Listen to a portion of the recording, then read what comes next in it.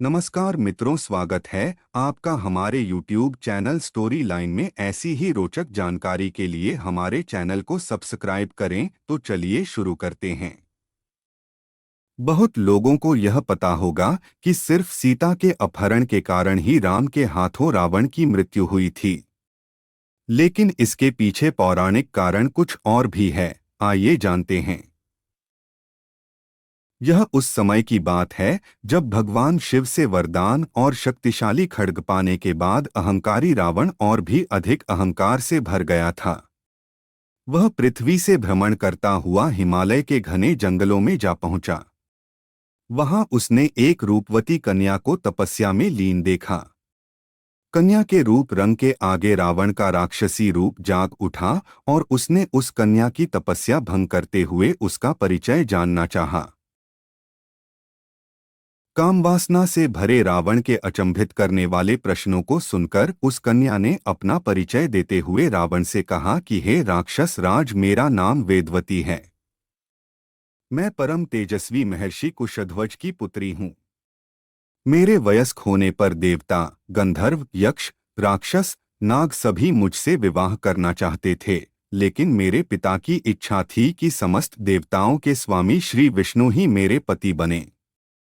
मेरे पिता की उस इच्छा से क्रुद्ध होकर शंभु नामक दैत्य ने सोते समय मेरे पिता की हत्या कर दी और मेरी माता ने भी पिता के वियोग में उनकी जलती चिता में कूदकर अपनी जान दे दी।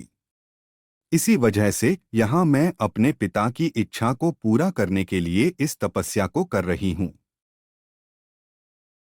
इतना कहने के बाद उस सुंदरी ने रावण को यह भी कह दिया कि मैं अपने तप के बल पर आपकी गलत इच्छा को जान गई हूँ। इतना सुनते ही रावण क्रोध से भर गया और अपने दोनों हाथों से उस कन्या के बाल पकड़कर उसे अपनी ओर खींचने लगा। इससे क्रोधित होकर अपने अपमान की पीड़ा की वजह से उस कन्या ने दशानन को यह श्राप देते हुए अग्नि में समा गई कि मैं तुम्हारे वध के लिए फिर से किसी धर्मात्मा पुरुष की पुत्री के रूप में जन्म लूंगी।